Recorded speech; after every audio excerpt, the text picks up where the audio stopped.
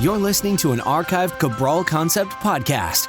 After listening to this show, check out the most up-to-date podcasts available at stephencabral.com/podcasts or search directly on iTunes. And now, welcome to the Cabral Concept, where board-certified naturopath and integrative health practitioner Dr. Stephen Cabral shares how he was diagnosed at the age of 17 with a life-altering illness and given no hope for recovery. It was only after studying and traveling all over the world did he discover how to combine ancient Ayurvedic healing practices with state-of-the-art naturopathic and functional medicine to fully rebalance the body and re-energize it with life. It's time to discover how to get well, lose weight, and finally feel alive again. And now, here's your host, Dr. Stephen Cabral. So happy to have you with me here today on this Wellness and Weight Loss Wednesday, where we're going to be talking about the thyroid and how important it is for your overall health. A lot of people, they know, of course, by now, how important it is to have a proper working thyroid. You don't want Hashimoto's, you don't want hypothyroidism, you don't want Graves' or hyperthyroidism. But what about all the other things that your thyroid does? What about its ability to help balance hormones? What about the metabolism overall? For detoxification, for proper GI maintenance, meaning IBS? What about detoxification? How about aging and oxidative stress?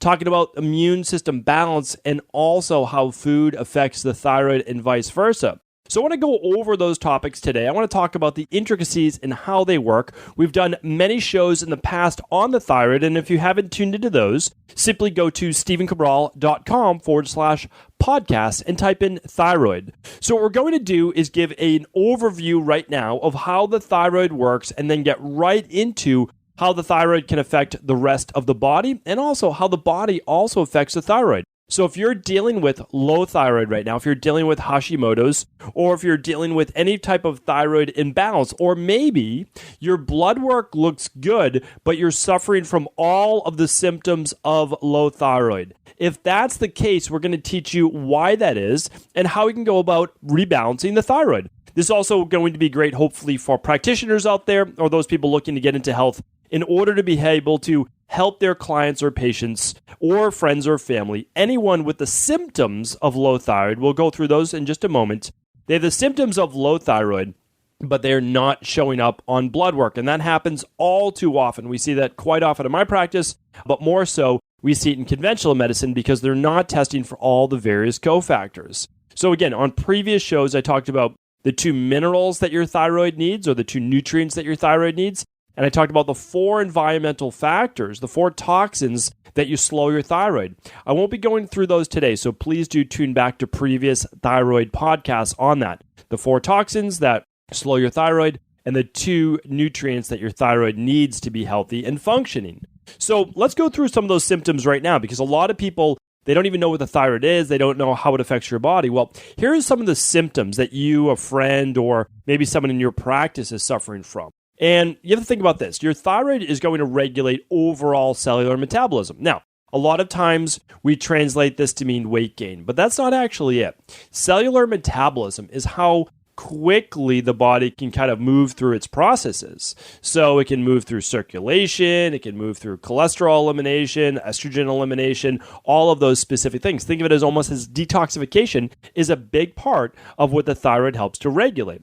So it gets down-regulated for many reasons. We'll talk about some of those in a moment as well. But the symptoms that you might be experiencing are a slower pulse, or you might be experiencing the weight gain that we spoke about, higher blood pressure, okay? Any type of fatigue, lethargy, apathy, meaning like, you're just kind of feeling low mood, you have brain fog or slow thinking, starting to get drier skin, or maybe even a thicker tongue. In Ayurveda, we call that the kapha-based tongue, any type of enlarged thyroid or goiter, hoarseness of voice, any type of kind of muffled hearing, cold hands or feet is a big one, meaning poor circulation, the loss of the last third of the eyebrow, meaning like the end of the eyebrow moving towards the cheekbone, the orbital edge right there. You can start to lose hair there. Any type of puffiness or edema, especially under the eyes. So the ankles, of course, are a big one. Fingers are a big one. But under the eyes, a lot of puffiness under the eyes can be hypothyroidism as well.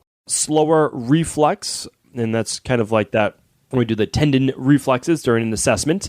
it can be a little bit slower as well. So think of this, or I would just want to give just a couple more because I see these in my practice. They're not always as typical, but thinning of hair and women as well. Keep in mind that about 20% of all women, 1 in 5 women will have some form of hypothyroidism, low thyroid in their lifetime, and about 8% of men. So I see that in my practice, and I probably see it as a growing number. I think as we begin to assess those numbers in the future, we will see them go up. And I'll tell you why, and it has to do with environmental-based toxins and stress. So we'll talk about that in a moment. So a lot of those, the symptoms that I just gave you, are the symptoms of hypothyroidism. Now, there are crossovers with other issues as well, meaning like overall burnout, fatigue, those types of things. But again, remember, so let's take a second to go back and understand why a lot of times the thyroid becomes low.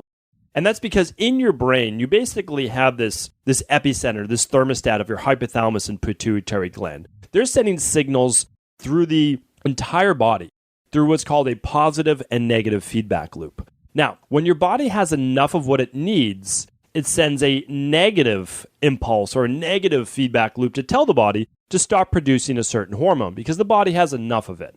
Now, in a healthy, functioning thyroid, your cells send a signal saying, hey, we have enough activated T3, which is the end product of thyroid hormone, T3 in the cell, intracellular, which means that that's where it's converted. That's where it changed into about 70% of usable thyroid hormone. So that's what we want, and that's inside your cells. Now, in order to get it there, though, we need the hypothalamus to release something called thyrotropin-releasing hormone. And when the hypothalamus releases something called thyrotropin-releasing hormone, then the thyroid, or something else is going to be produced called thyroid-stimulating hormone. The thyroid is then going to use iodine and tyrosine to start to make thyroid hormone, namely T4. And T4 is sometimes what conventional medicine will test for. They test for T4 sometimes. Usually it's just TSH. Now, the TSH, which we just spoke about, thyroid-stimulating hormone, will tell us on blood work, and it is important to run, how hard your body is trying to produce thyroid hormone. Now, that gives us a good indicator of how much is being used in the cell, or is it getting into the cell. Because the higher the number of TSH, believe it or not, the higher the number, the worse off your thyroid is. It actually means the slower your thyroid is, hypothyroidism. And it's kind of counterintuitive thinking of that.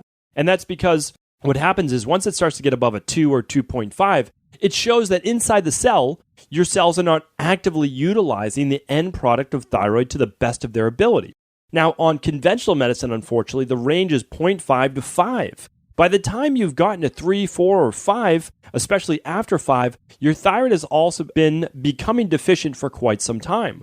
In natural medicine, natural health, naturopathic, functional medicine, bioregulatory medicine, you name it, all the natural forms of natural health that read lab tests, because again, we use the same exact lab test, what we're looking for is 0.5 to 2.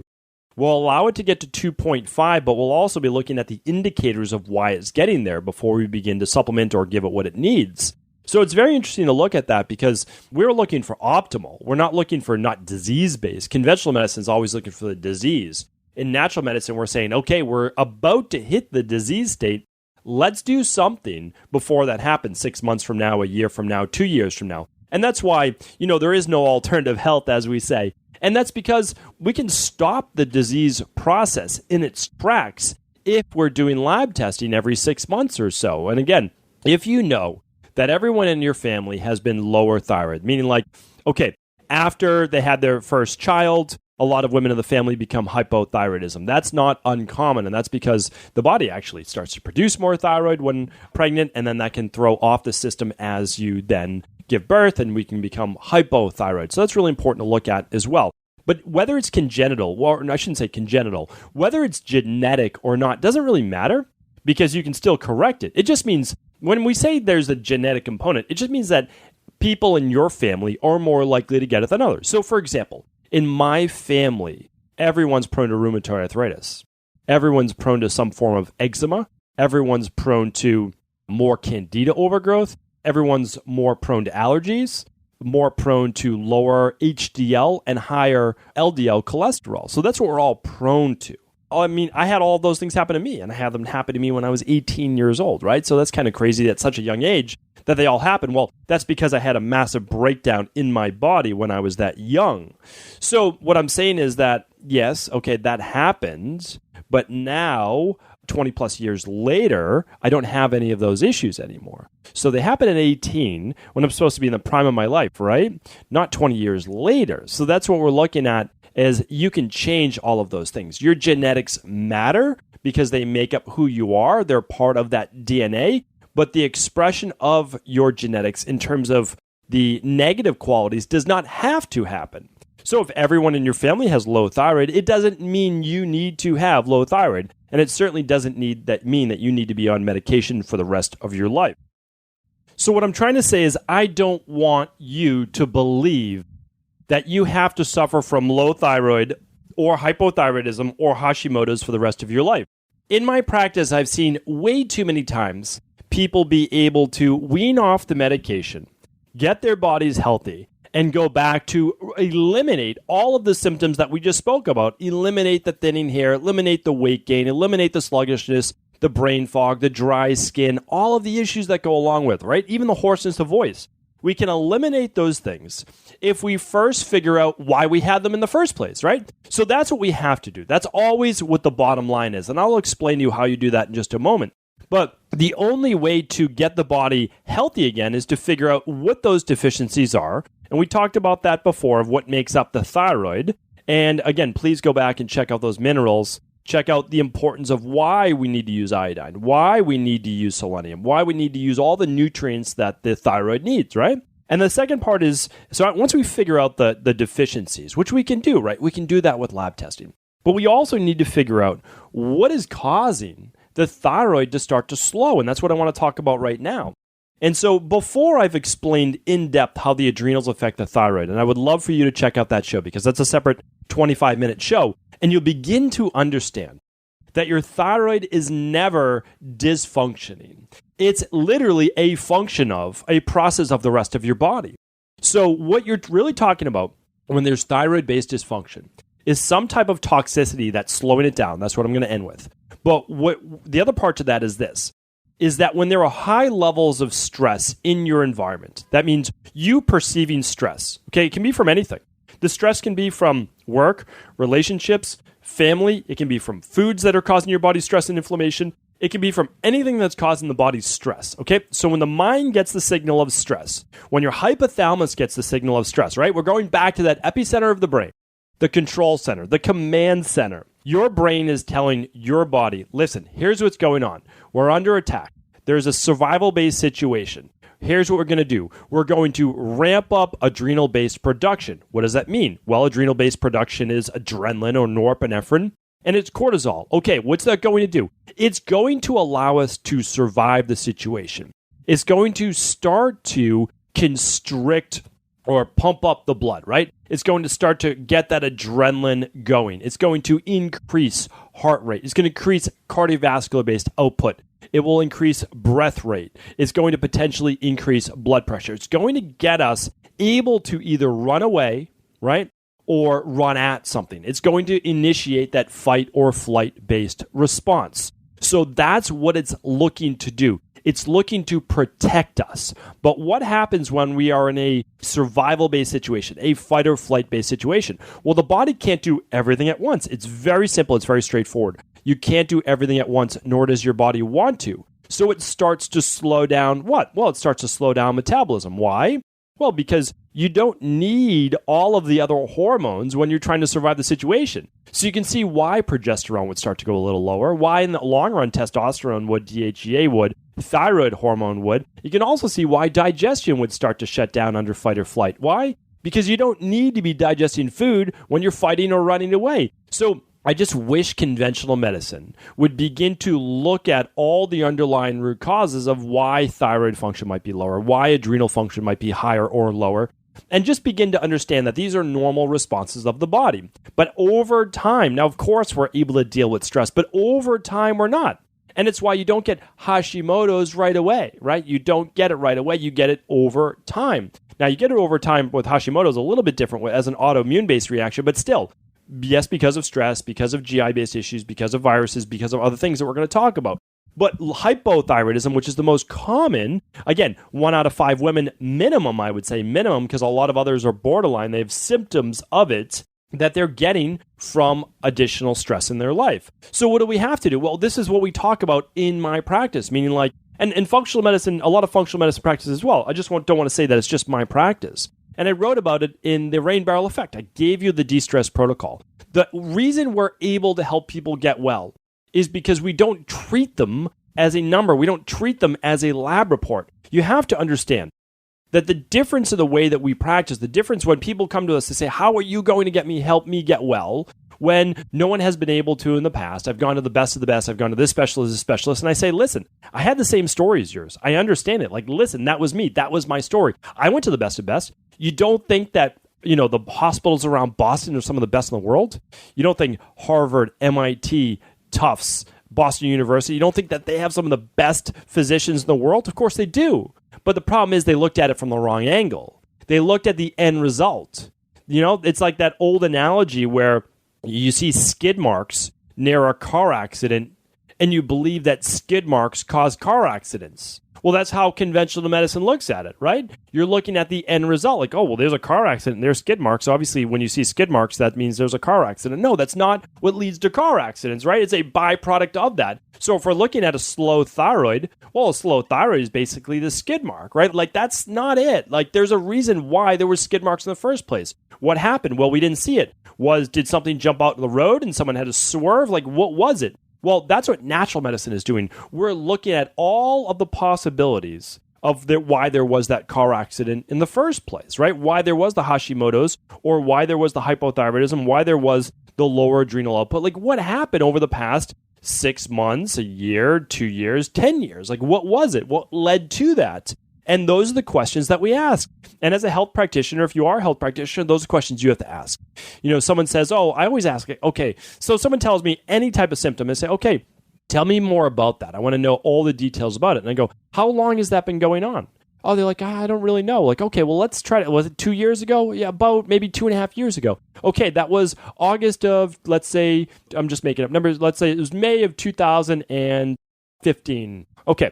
May 2015. What was going on around that time? What was happening around that time? We start to talk about it. Or what about the 6 months before that? We try to get deep into them as a human being, right? As a human, to start to figure out what potentially was going on. Now, maybe it was just years of buildup, right? But sometimes it's very specific. Sometimes it was the birth of a child. It was the death of a loved one. It was starting a new career. It was a move. It was something that caused a massive amount of stress. I want you to understand that your mind and body are intimately connected.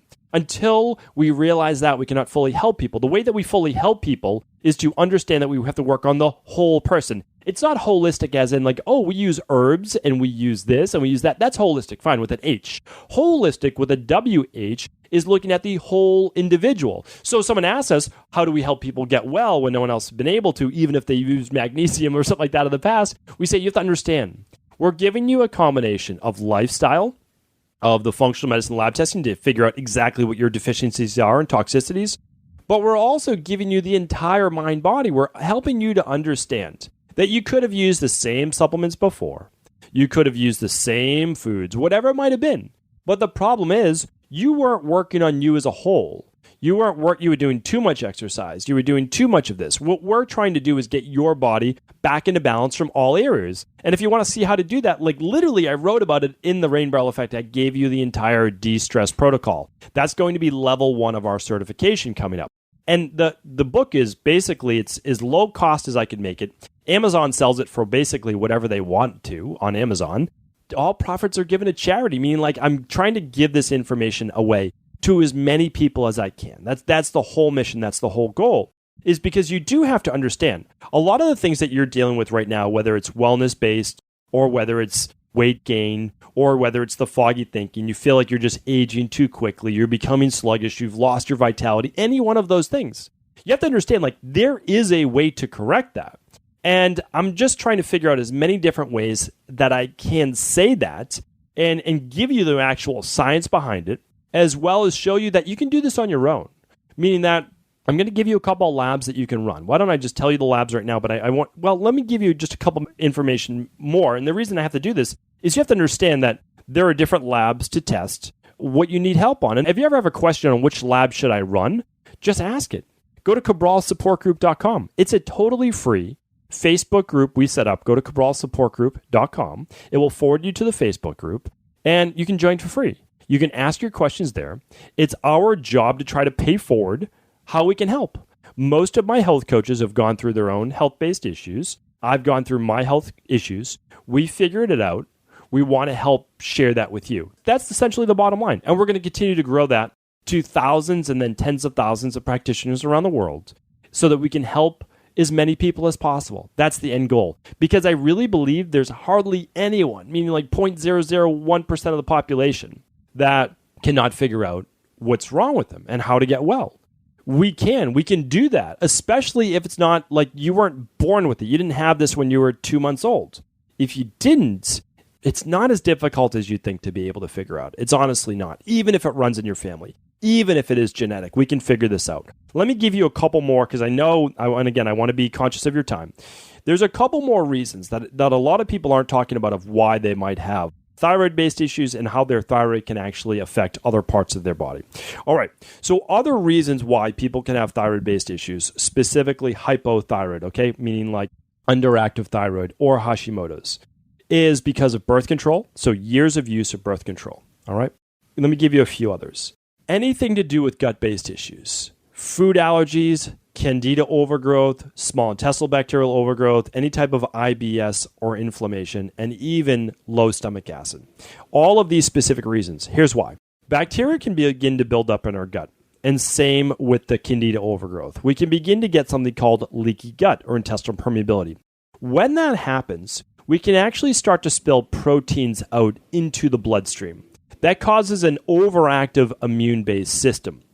When that happens, well, if you have a weak spot, if your Achilles heel is your thyroid, you can start to get something called Hashimoto's, which is an autoimmune-based thyroid issue. You can start to get Graves' disease, right? We call them diseases, but they're dis-eases of the body. Your body's not at ease. We can still correct that. But where's it coming from? Well, it's coming from the gut in this specific instance, right? So your Achilles heel might be Hashimoto's or it might be thyroid-based issues. Someone else might be MS, right? Someone else might be migraines. For me, it's rheumatoid arthritis, right? So all of a sudden, my thumb joints start to ache. They start to get in a lot of pain. I have trouble gripping things.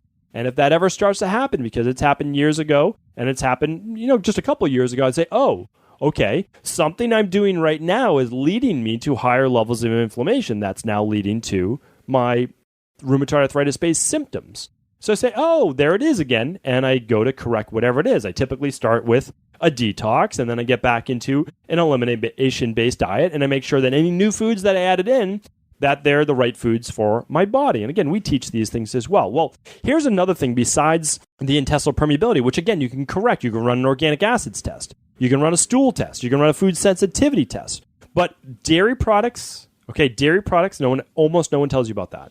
Dairy products besides gluten, both of those can trigger autoimmune-based issues in certain susceptible people. A lot of those people seem to be those that have autoimmune-based conditions, specifically thyroid-based issues. Oftentimes, though, rheumatoid arthritis as well.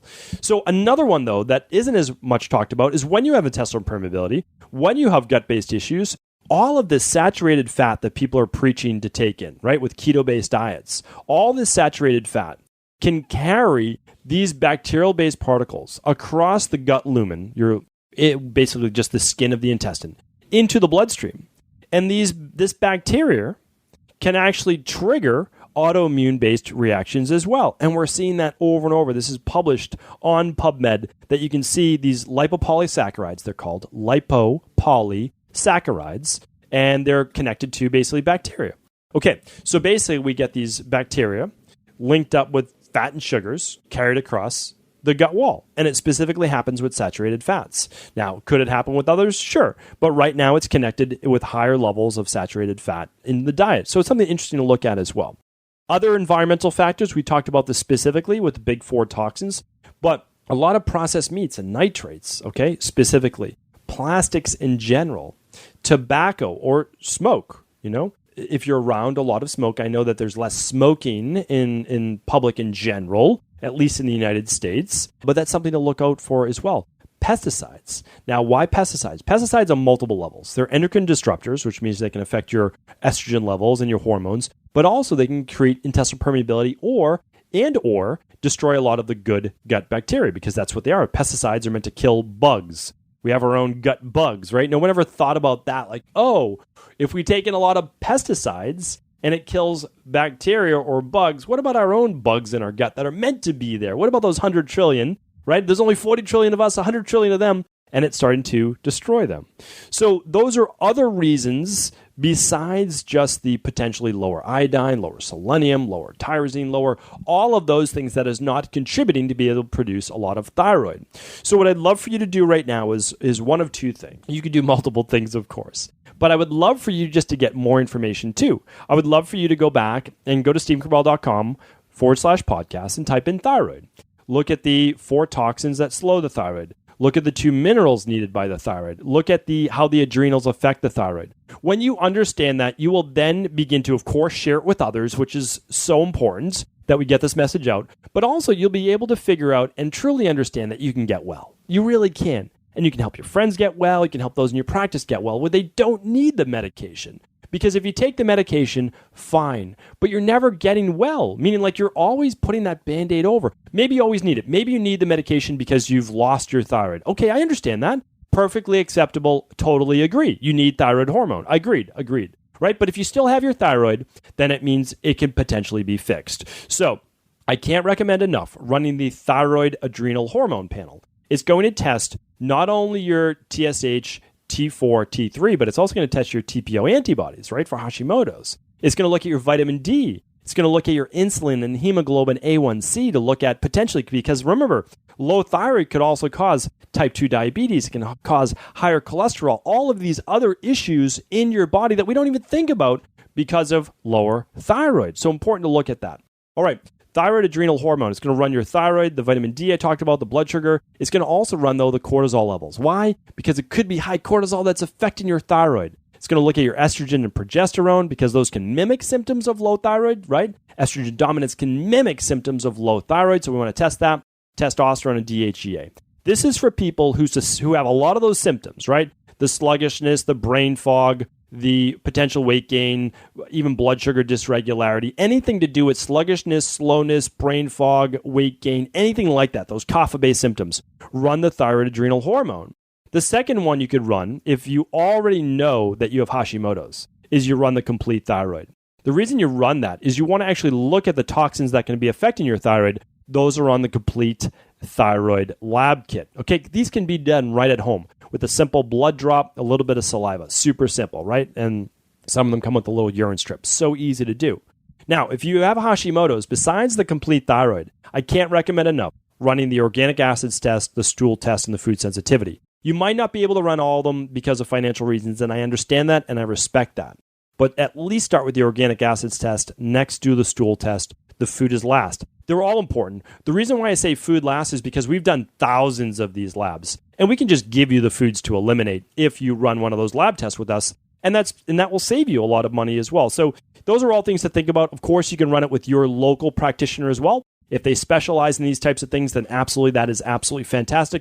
The goal here with the Cabral concept is to provide you with everything that you need. Everything that you need in terms of information. You can run the labs. I will link them up. Just go to stephencabral.com/943. I'll put the labs there. I'll put an image of how your thyroid works if you want to get more information there. And then please do search back for those previous thyroid-based hormones. Remember, it's your job. It is your job to take back control of your health. And then once you do, of course, please feel free to share that message with others.